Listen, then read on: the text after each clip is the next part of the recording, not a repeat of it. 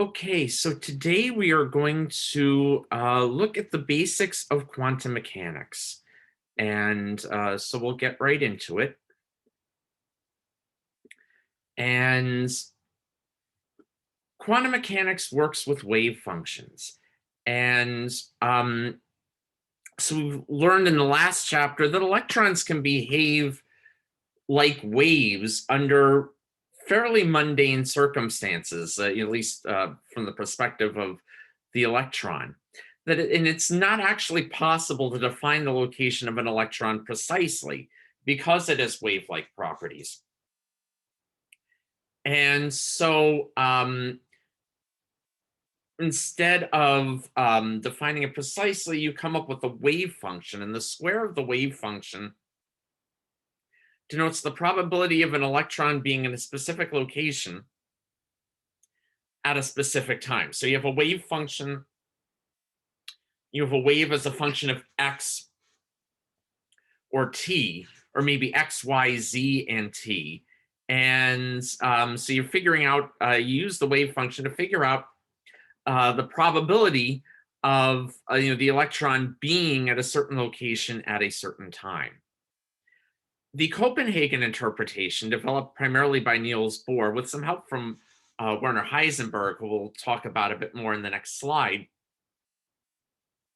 basically says the probability is inherent in nature at the atomic level and not a function of limits in our measuring ability. So you think, at the real world level with the roll of a dice, if, the factors that go into determining a dice roll, so maybe the angle at which you throw it, how far it is from the surface, the orientation of the dice, the spin you give it, the coefficient of friction on the table, all these things are in principle knowable, but in practice hard to get down precisely, and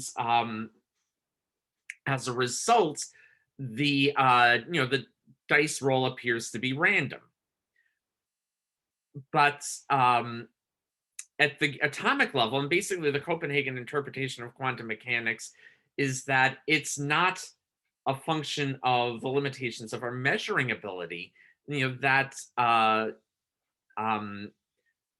element of randomness exists, and that's we can't know things precise enough to that it's not physically possible to know things with precise enough. And that basically is quantified by Heisenberg's uncertainty principle, that the product of the uncertainty in x, your position, and the uncertainty in momentum is equal to or greater than h bar. And so h bar is Planck's constant divided by 2 pi, which we talked about last week. And similarly, the product of the object's energy multiplied by delta t is also equal or greater to h bar. So if you know one within a certain limitation, there is a built-in minimum uncertainty for the other, is what that basically means. So let's take a look at an example. So a proton is traveling with the speed of 7.560 plus or minus 0.012 times 10 to the 5 meters per second. With what maximum precision can its position be ascertained? So note the 10 to the 5 meters per second. That means that we're talking about subrelativistic speeds. So when we talk about the momentum, we can say it's equal to the product of mass times velocity and not bring gamma into the equation. So let's set this up.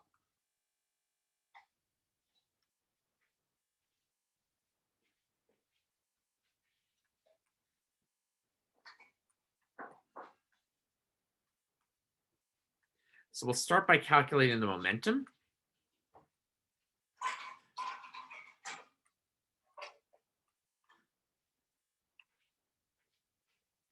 And we're assuming we know the mass of the proton precisely.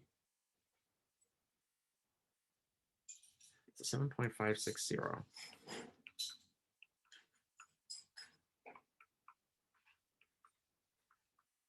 So you do this calculation.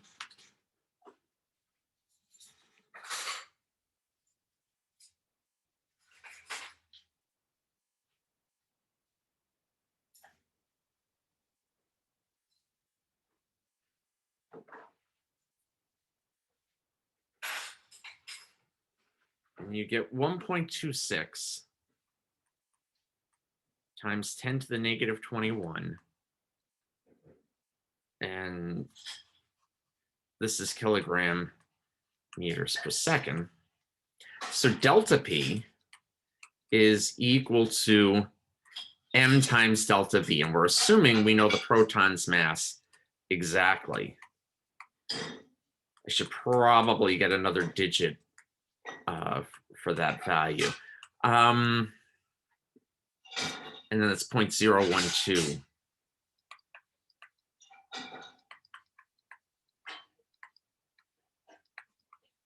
And so that equals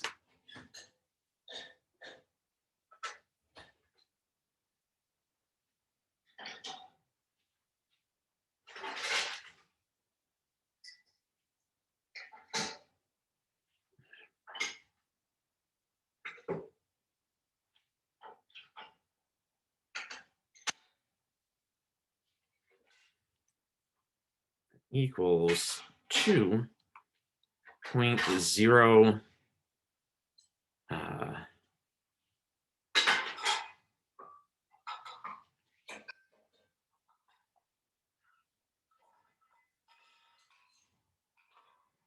0 times 10 to the negative 24 kilogram meters per second. So that's delta P. And so we're asked, with what maximum precision can its position be obtained? So delta X, delta P, is equal to h bar. So delta P, or rather delta X then, is equal to h bar divided by delta P. So that's 6.626 times 10 to the negative 34 joules seconds.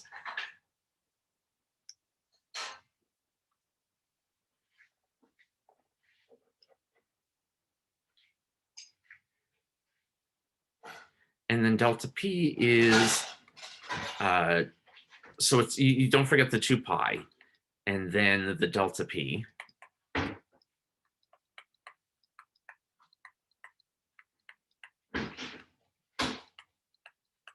And so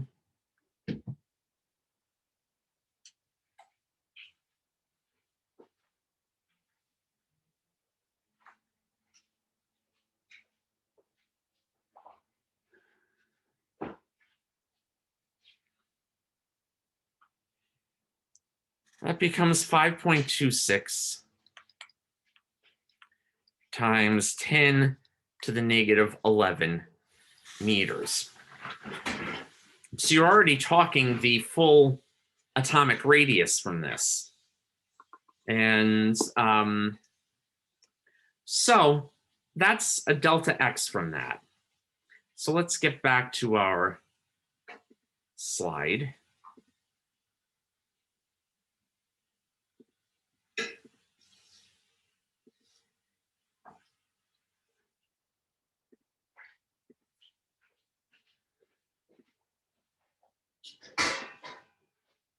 Okay.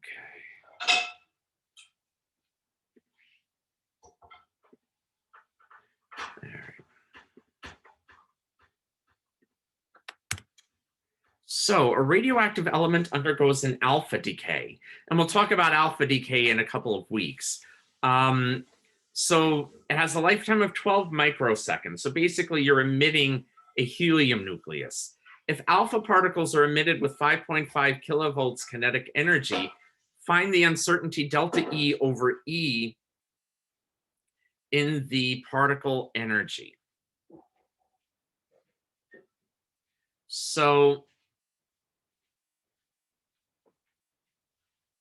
you can find delta E from the uncertainty principle using this.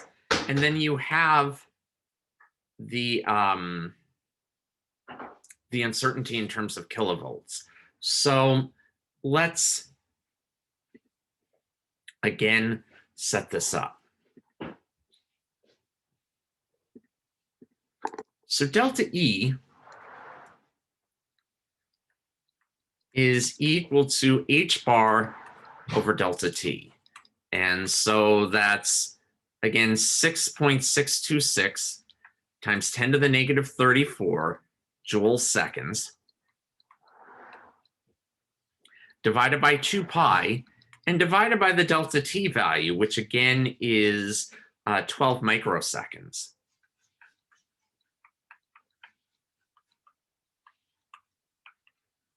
And so you get an uncertainty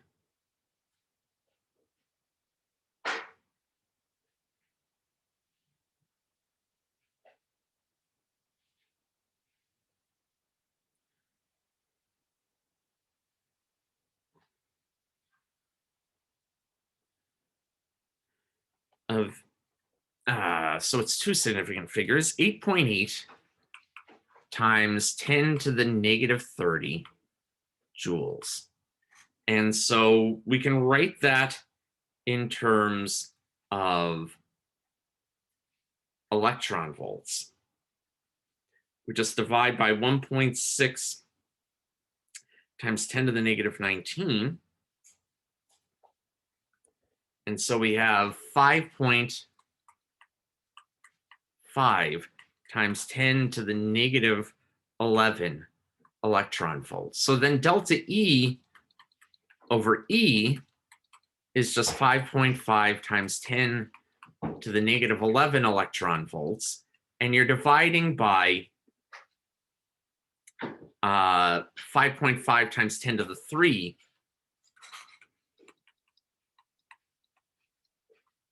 electron volts, and you get 1.0 times 10 to the negative 14. So it's a very tiny fraction of its energy. So the uncertainty is, a very tiny fraction of the total energy in this particular case. Okay, so let's move on. So Erwin Schrödinger developed a non-relativistic wave equation. We're not going to go over the relativistic version of the wave equation. That's a bit too complicated for this level. That applies to all matter, which combines energy conservation with probability distributions. And so this is the time-independent Schrödinger equation. So it's a wave equation. We're not going to go into the derivation at this level, but we'll show you what the equation is. So it's negative h bar squared over 2m times the derivative of the second derivative of the wave function with respect to x. So this is one-dimensional, time-independent, plus the potential energy multiplied by the wave function is equal to the total energy multiplied by the wave function. So you can think of the negative h bar squared over 2m with the second derivative as being sort of a kinetic energy operator acting on the wave equation. And so that derivative gives you the kinetic energy. And then you have the potential energy, and then it equals the total energy times psi. So this becomes the kinetic energy times psi. This becomes the potential energy times psi. This becomes the total energy times psi. So that's basically what the Schrödinger equation is. And at its basic level, there are some solutions that we can look at. The more general form of the equation includes time. And so you have the partial with respect to x instead of the derivative with respect to x. And then the total energy is the partial of the wave function with respect to time with the I. So there's a complex number that's involved in this wave function as well. So now we're going to do some applications to that wave function. So we're going to start with free particles. These are particles that are moving around on their own. They're not experiencing any sort of potential energy. So they're not interacting with other particles that may or may not be holding them in place or attracting them or perhaps even repelling them. So you have the negative h bar squared over 2m times the second derivative of the wave function is equal to E times the wave function. And here E is just the kinetic energy of the particle. There's no potential energy involved. This is equivalent to a harmonic oscillator problem. That's uh, the second derivative with respect to x is equal to a constant or negative a constant multiplied by the wave function itself. And so you basically have two unknowns. So you have a times the sine of kx plus b times the cosine of kx, where k in this case is 2 pi over lambda. So that's the wave number. And so you can figure out the wavelength of the object involved. And that's also equal to the square root of 2me over h bar squared. And again, the 2 pi over lambda comes from uh, you know, introductory physics wave analysis. And so that's 2 pi divided by the wavelength. But from the differential equation, that's equal to the square root of 2me divided by h bar squared. So we then have a wave function in terms of the sine and in terms of the cosine of a free particle. We don't necessarily know what A and B are, but if we know some boundary conditions, then we can solve for them. So here, a free electron has a wave function. And so you're given psi is equal to A, which is arbitrary, not undetermined, times the sine of 2.0 times 10 to the negative 10 x, where x is given in meters. So first determine the electron's wavelength. Okay, so we know that k is equal to 2 pi over lambda.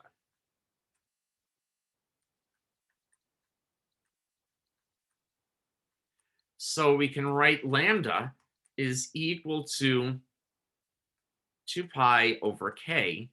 So that's 2 pi, and k is just the term that you're multiplying by x. So that's 2.0 times 10 to the negative 10. And we're told that's, the x is in meters. So this is in inverse meters. And so you do that multiplication. And you get basically you get pi. So 3.1 to two significant figures times, excuse me, that's divided by, it's 10 to the positive 10. And then that becomes 3.1 times 10 to the negative 10 meters. And so that's the wavelength. That's the length of the wave. And so that's the first thing we're asked for. The second thing we're asked for is momentum. And momentum is just h divided by lambda. And we now know what lambda is. So we can write that as 6.626 times 10 to the negative 34 joule seconds divided by, and so lambda is again 3.1 times 10 to the negative 10 meters.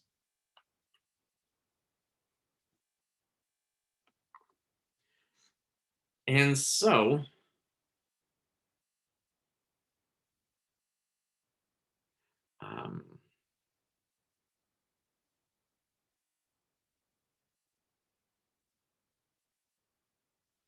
you get 2.1 times 10 to the negative 24 kilogram meters per second. So that's the momentum in SI units. Then the speed, so it's an electron. So you just take the momentum and divide by the mass.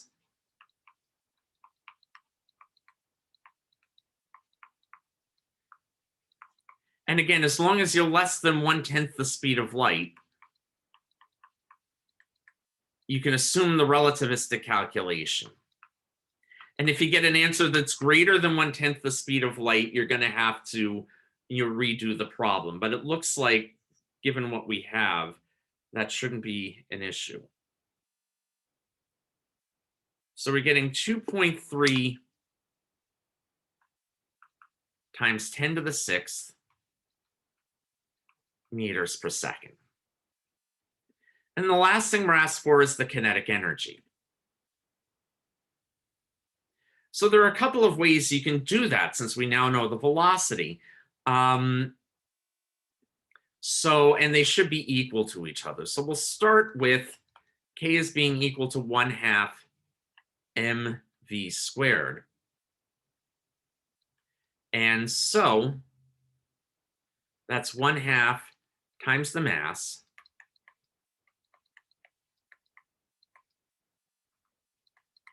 times the velocity squared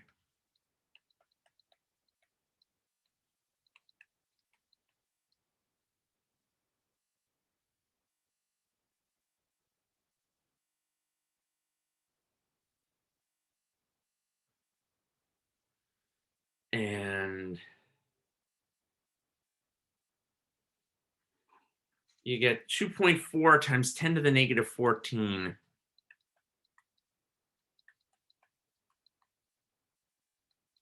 joules. Something about that doesn't seem right.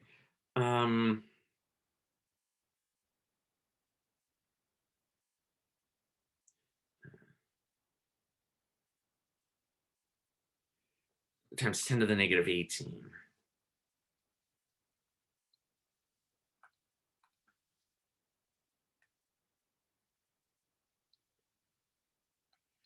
And then in electron volts, that becomes 15 electron volts. And you can also express that so k is equal to the square root of 2me over h bar squared.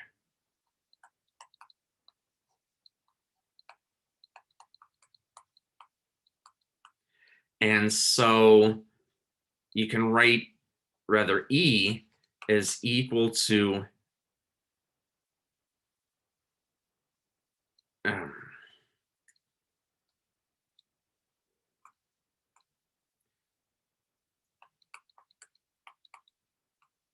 h bar squared k squared over 2m. So we know that k is 2 pi over lambda. So we can write that as, and so this is h over 2 pi.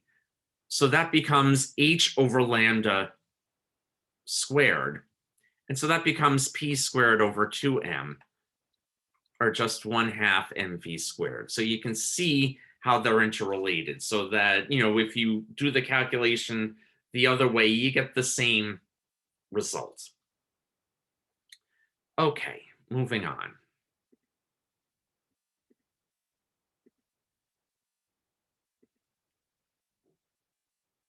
So now write the wave equation for a wave function for a free electron and a free proton, each having a constant velocity. V is equal to 3.0 times 10 to the 5 meters per second. So basically, you're asked to find k in both cases, is what it comes down to. And so, and you're given the velocity in both cases. Call from Arthur Gianelli.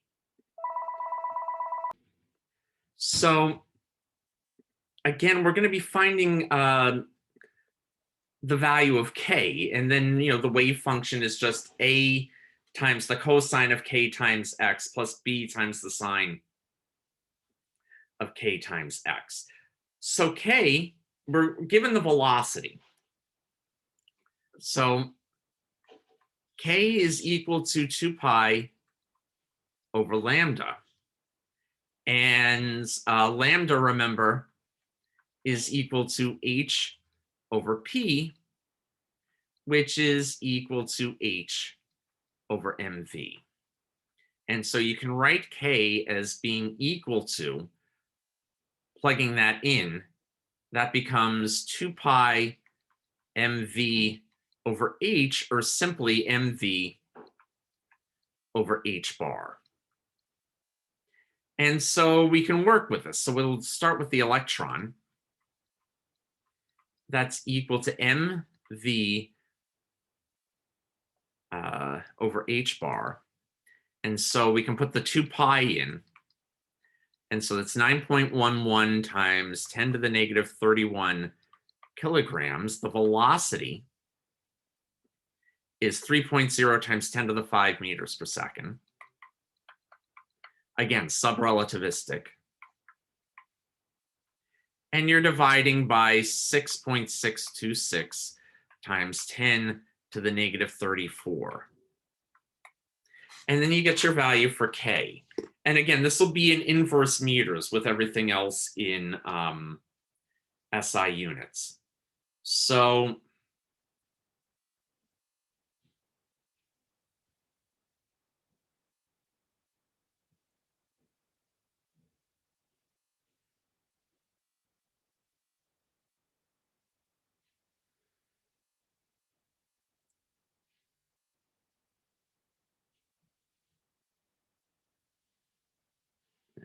let me just double check that. 2 times pi.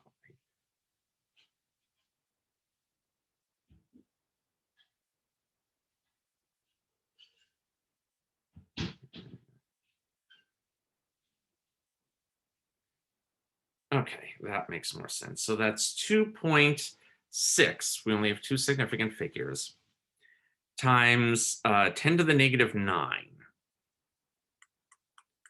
or 10 to the positive 9, excuse me, inverse meters. So that's the value of k for an electron. For a proton, you're just replacing the mass of the electron with the mass of the proton. So it's basically the same thing with just one number replaced.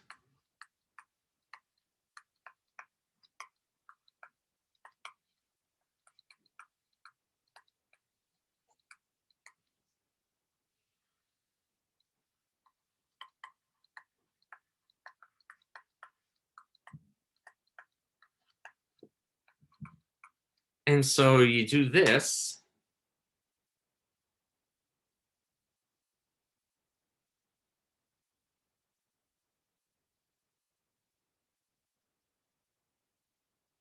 And you get 4.8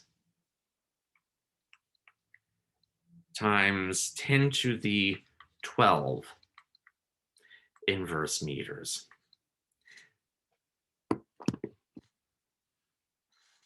And you can see that there's a direct relationship between K and the energy, or the kinetic energy of the particle. So the greater the value of K, the greater the value of the kinetic energy. All right, that's where we were. So, and again, the wave function is psi equals a times the sine of kx plus b times the cosine of kx. So now we're going to look at an infinite square well. So we have a new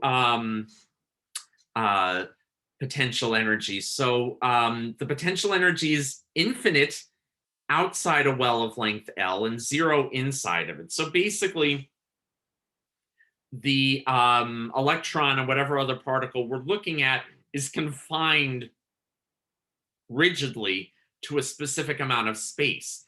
So the wave cannot exist outside the well. So psi equals 0 outside the well. And so you want to figure out what the wave function is inside the well. So one property of the wave function is that it's continuous. So at the boundaries, the wave function has to equal 0. So it's 0 at either end, uh, and then it can be whatever in between. And so that's a condition that's called a boundary condition. It makes it possible to solve the problem. So let's take a look at this just to visualize it. So you have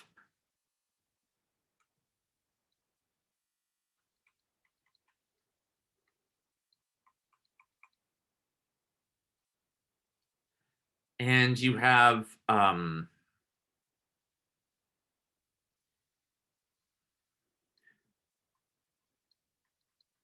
so you have u equals infinity on either side. So the fact that it's infinite means there is no chance of the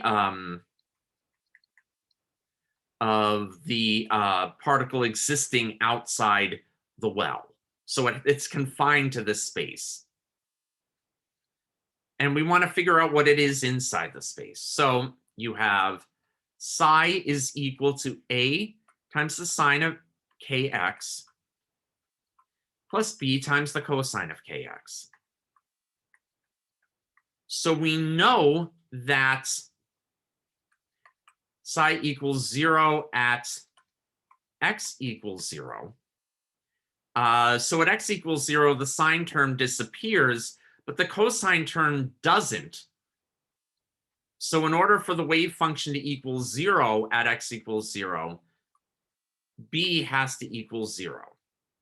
So we've already solved for one variable. So you have this is equal to a times the sine of kx. So psi is equal to a times the sine of kx. So let's get back to our analysis.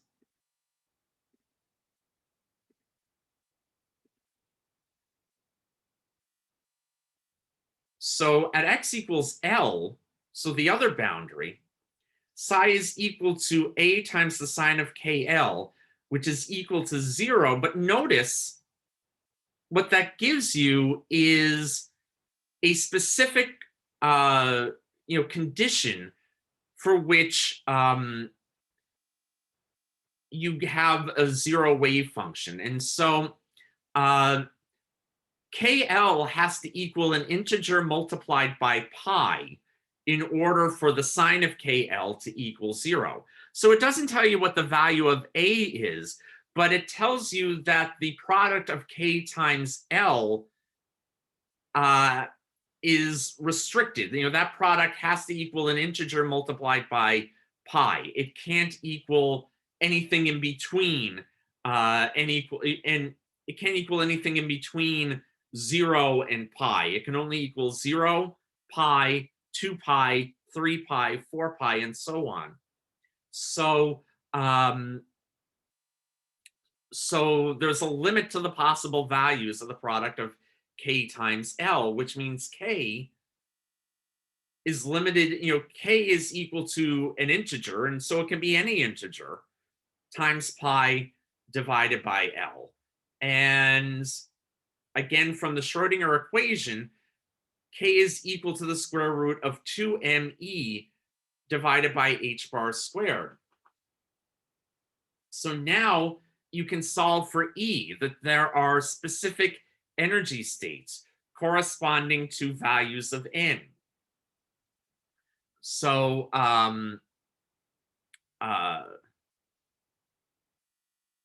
again, solving this for E, you get n squared pi squared h bar squared over 2m L squared. And getting rid of the pi and the h bar, you get n squared h squared, where h is just Planck's constant, divided by 8m L squared. So these are the allowable values of the energy.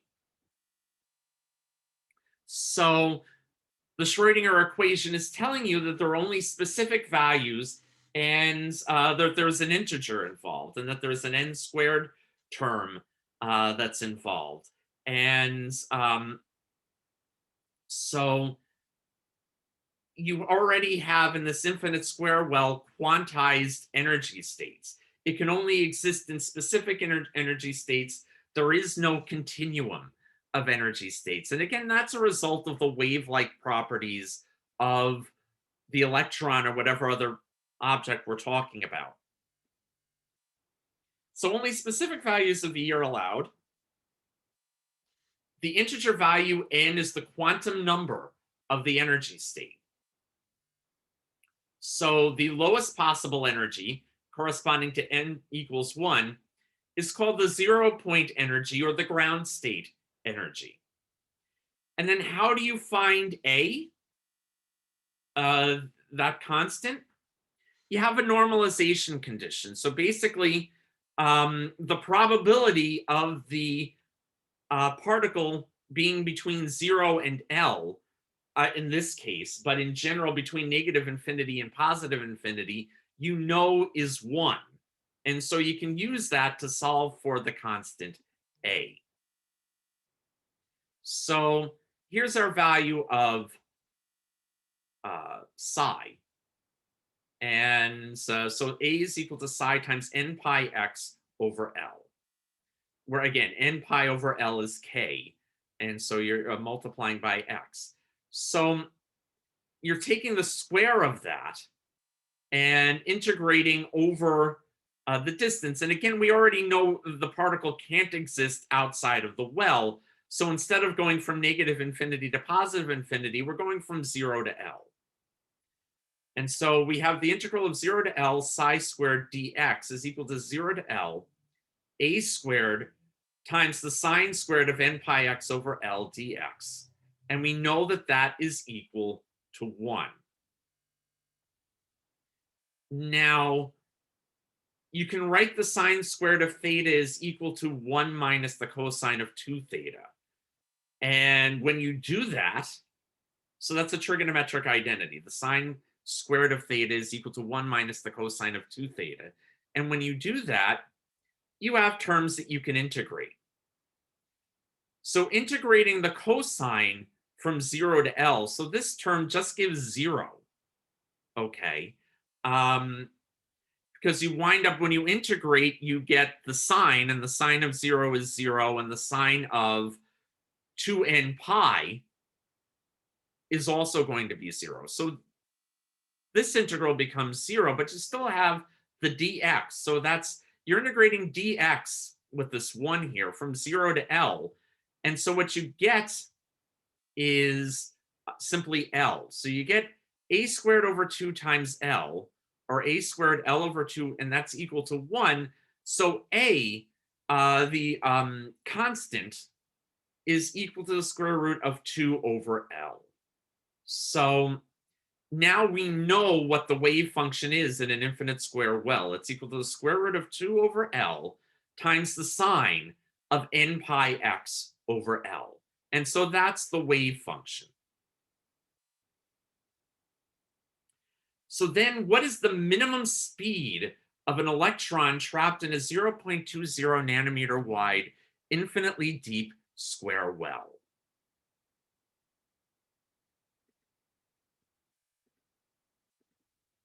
So we can leave all this, I think. So we have L is being equal to 0.20 nanometers. And so we know that K, or rather we know that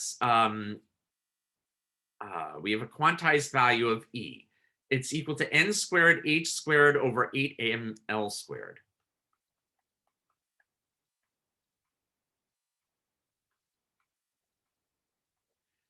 So that's the energy. And so we're asked, what is the minimum speed of an electron trapped in a 0.20 nanometer wide, infinitely deep square well? So this is n. So there are a couple of ways you can find it. You can find it from this. K is equal to 2 pi over lambda, which is equal to 2 pi mv over h. And remember, K is equal to n pi over L.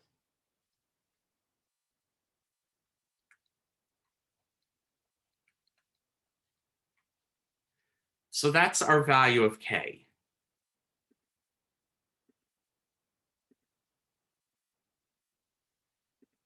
So from here, the pi terms cancel out.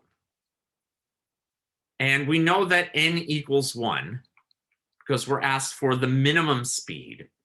And so the minimum speed corresponds to the ground state, n equals 1. So we can then solve this for v. So v is equal to, we multiply both sides by h, and then divide both sides by 2ml. So h divided by 2ml.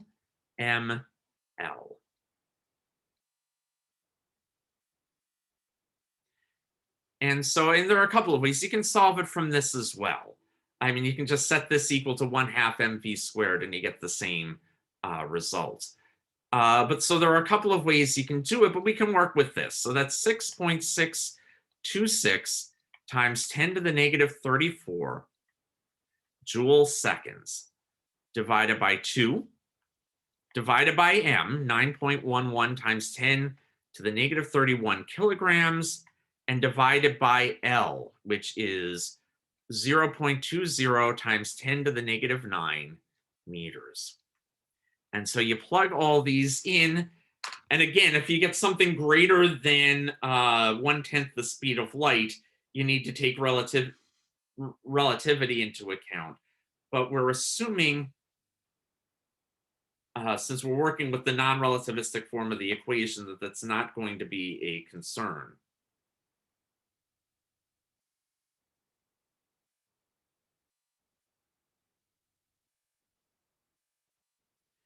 And so we get 1.8, it's two significant figures, times 10 to the 6th meters per second. So less than 1% the speed of light. So we're safely under, gamma's very safely equal to 1 at that speed.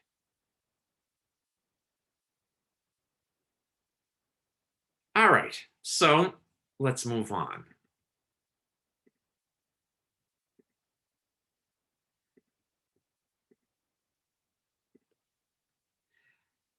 So now what happens if the well is finite? So instead of u being an infinite value, u is something finite. So here we can't assume that the wave function is outside the well. The wave function is 0 outside the well. Classical mechanics would prevent it if the energy is less, the total energy is less than u naught, basically the potential energy of the well. However, quantum mechanics does allow it, even under those conditions, that you can go into the well at least a little bit, or go outside the well at least a little bit before you're bounced back. So there is a probability of that happening. So in order to solve this, the wave function and its first derivative have to be continuous at the boundaries. So inside the region, inside the well, you have the sine function as before. Inside the regions 1 and 3, if u is greater than e, so if the potential energy is greater than the energy, you have this relationship. And so that becomes a differential equation, which is inherently solvable.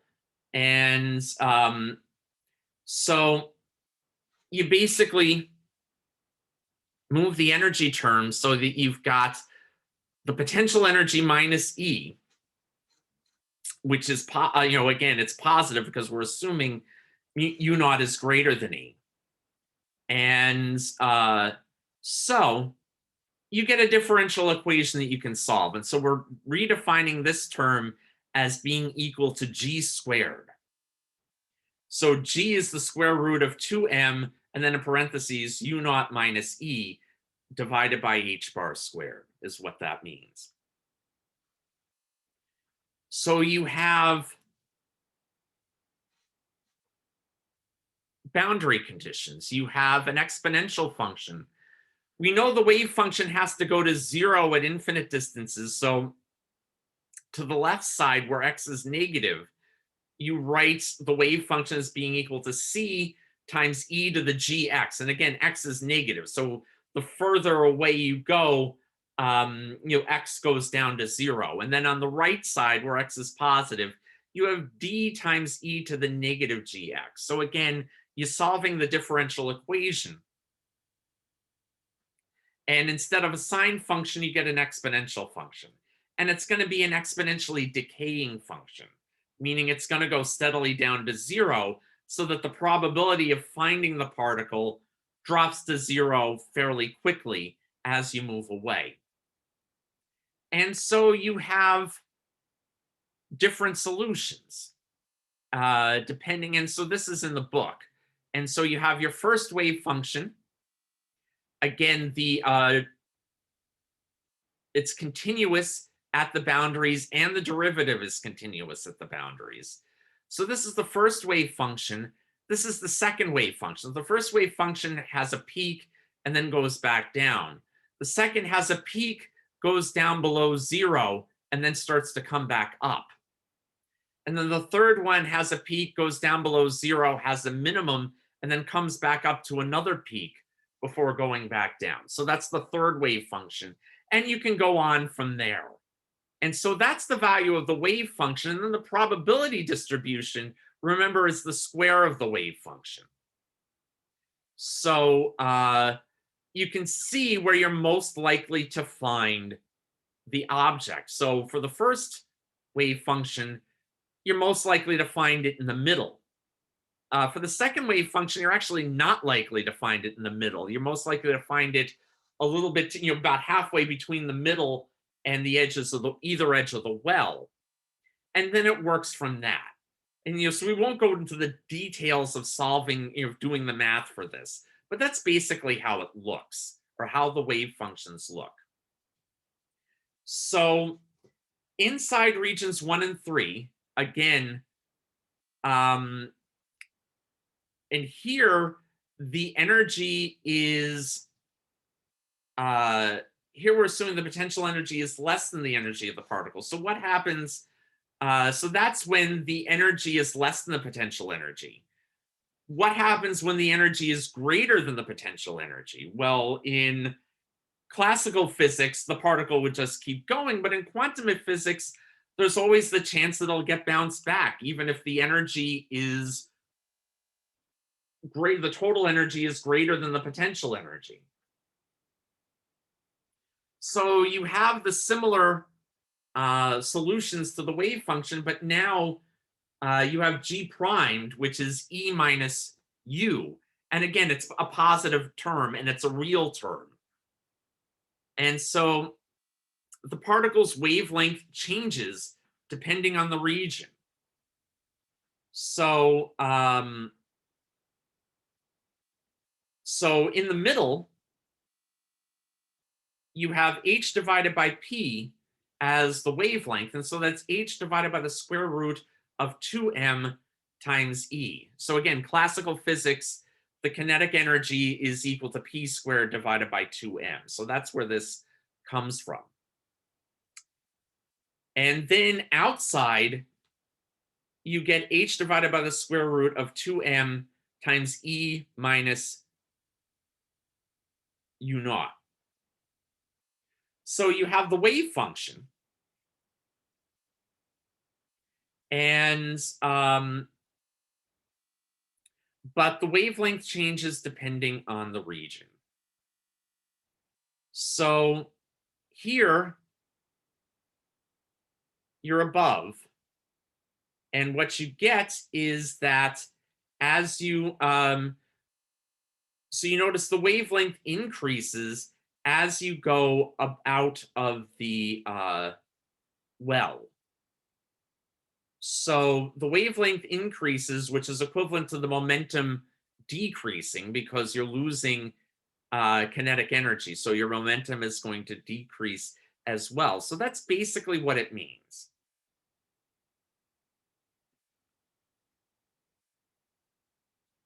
Okay, so let's do an example. An electron with 180 electron volts of kinetic energy in free space passes over a finite potential well, 56 electron volts deep, that stretches from x equals 0 to x equals 0.50 nanometers. What is the electron's wavelength in free space, A, and B, when it's over the well?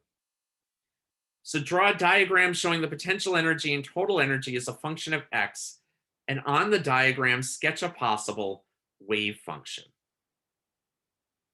So you have 180 electron volts in free space. And so in free space, you have that existing potential energy. And then at, um, in the well, you have something, the potential energy goes down to 0. So let's figure out how that looks.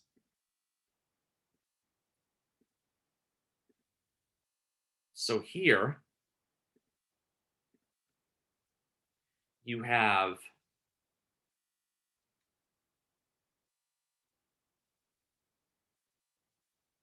the length L. And so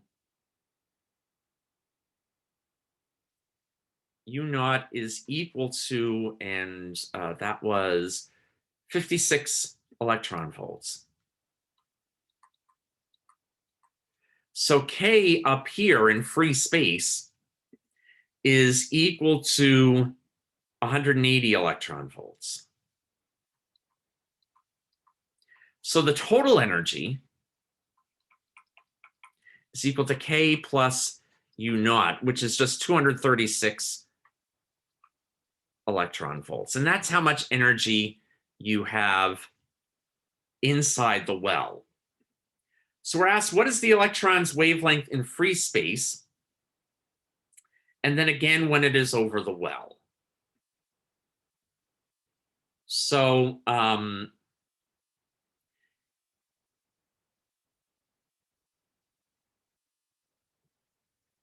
you have lambda is equal to, so in free space,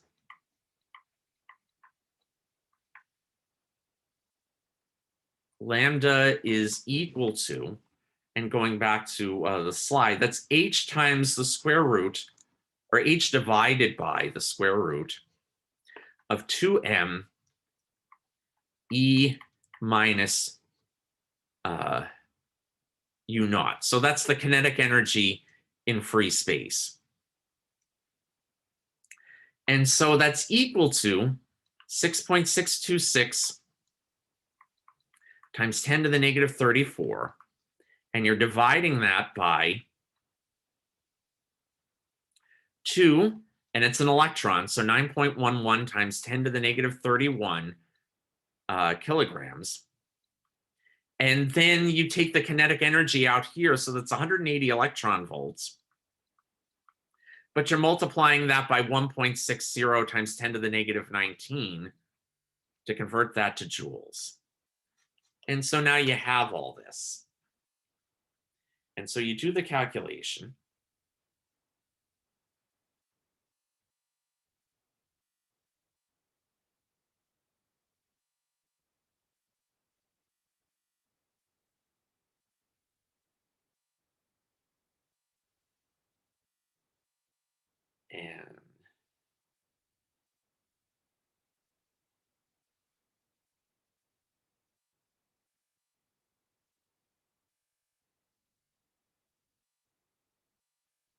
And you get, and that's joule seconds,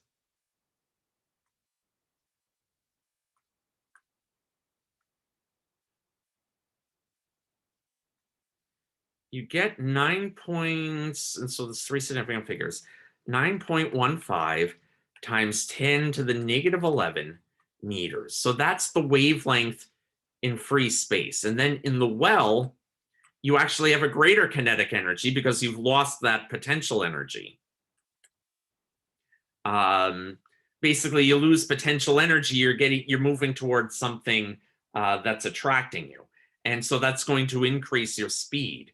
And so for there, lambda is equal to h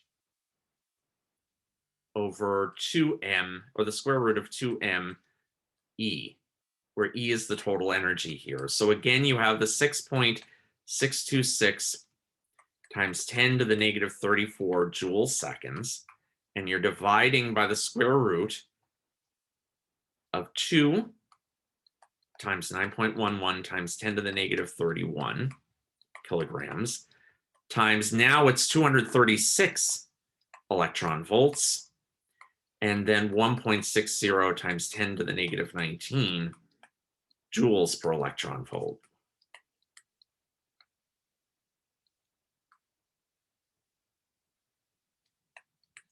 And so you plug all those in.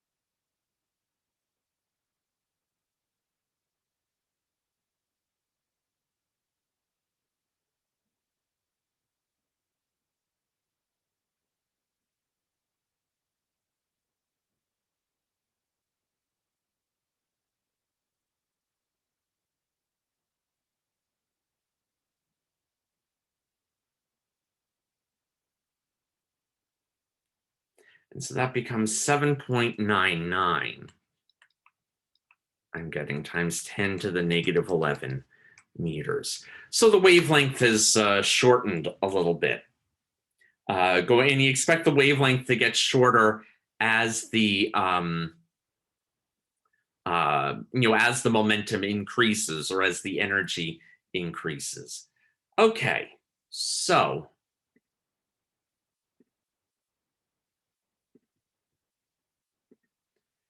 let's keep going. All right. So now we're going to talk about tunneling through a barrier. So we have the potential energy is U naught inside a narrow barrier of length L and zero outside of it.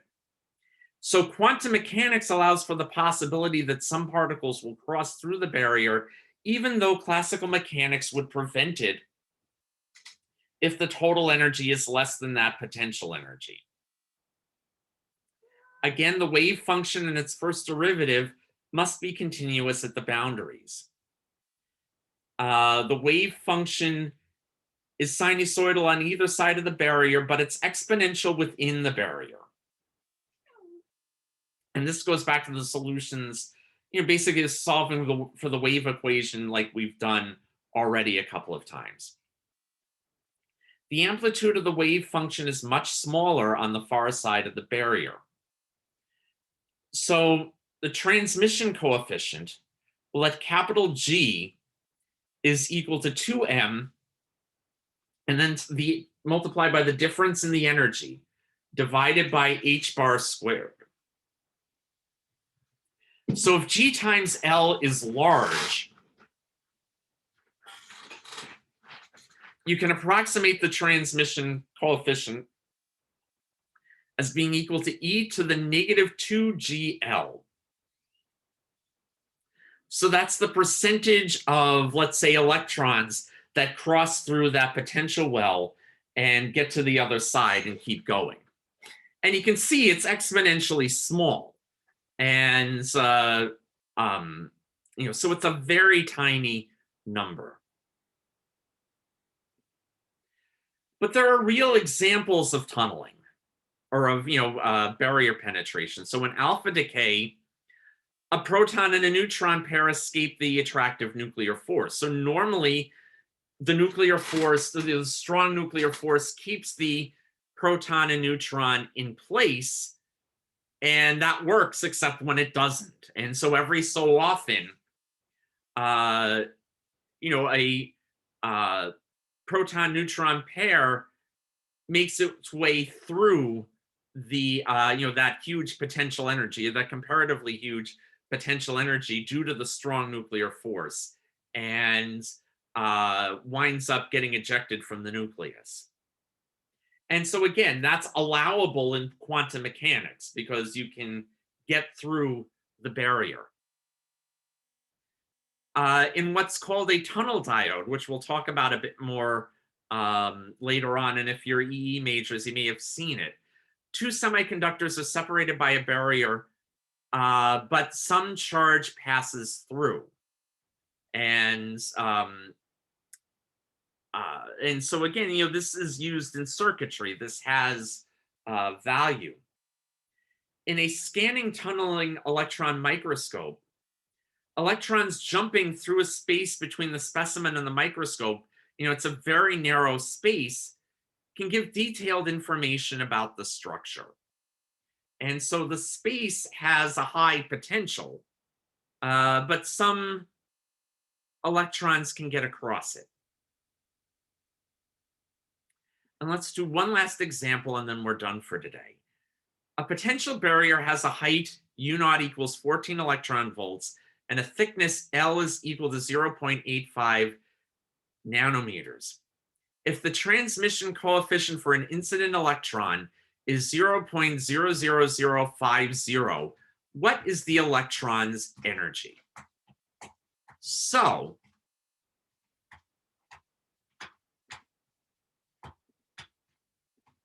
we had said, going back a couple of slides, that T is approximately equal to E to the -2 capital G L. And we want to solve for the electron's energy, given the value of U naught. So the first thing we're going to need to do is take the natural log of both sides. So the natural log of the transmission coefficient, and if it's any number less than 1, and it turns out it's going to be a lot less than 1, but as long as it's any number less than 1, it's going to be negative. And so that's equal to 2 times G times L. And let's now put G into this. So that's -2, and G, again, going back a couple of slides, is equal to 2m U naught minus E over H bar squared. Okay, and times L. So now let's get these terms onto the other side. So that becomes L times the natural log of T, or rather, excuse me. You have the natural log of T divided by -2L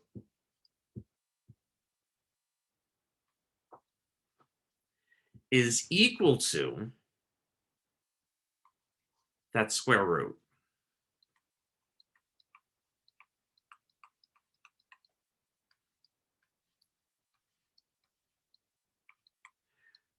So then you square both sides.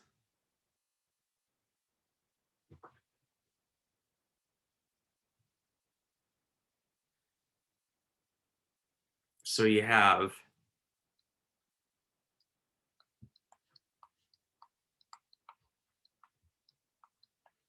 this is equal to 2m u naught minus E over h bar squared. So let's solve first for u naught minus E. And then we'll convert that to electron volts and then figure out what E has to be. And so that's equal to ln(t) squared h bar squared over 8ml squared.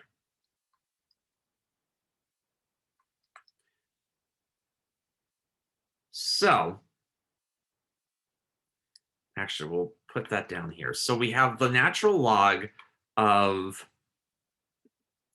0.00050. Square that, and then that's 6.626 times 10 to the negative 34, and you're squaring that. And then we're going to add a 2 pi squared to the bottom times 8 times the mass of the electron,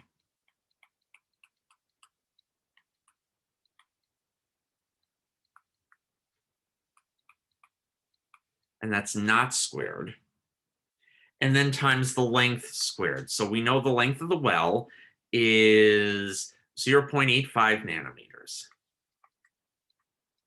And that term is squared. Okay, so we have all these terms.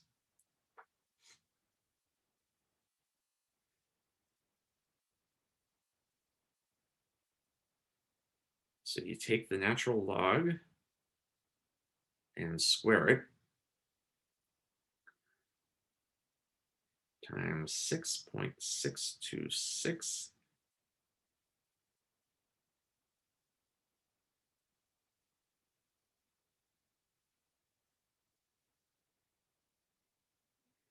Okay. And then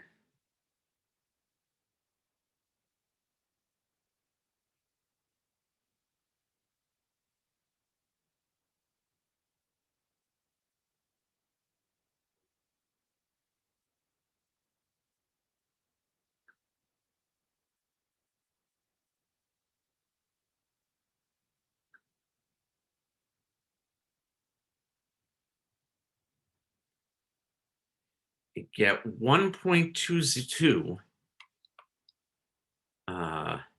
actually 1.2, we only know that to two significant figures, times 10 to the negative 19 joules. So let's transfer that to electron volts. You just divide by 1.6 times 10 to the negative 19, and you get 0.76 electron volts. So that's U naught minus E. So E then is equal to U naught minus 0.76 electron volts. And so U naught is 14 electron volts. So that's approximately, to two significant figures, 13 electron volts. So that's the energy that the electron has. So again, it's not a whole lot less than the potential energy, but that difference is enough so that the transmission coefficient is very, very small. But again, in classical physics, that difference is zero. In quantum physics, that difference is not zero. And it makes it possible for some observable phenomena to happen. And so we're going to talk about the consequences of that as the course goes on. Okay, so that's all we're doing today. So we will go over some problems on Friday. And otherwise, that's it. And like I said, I'll talk to you on Friday.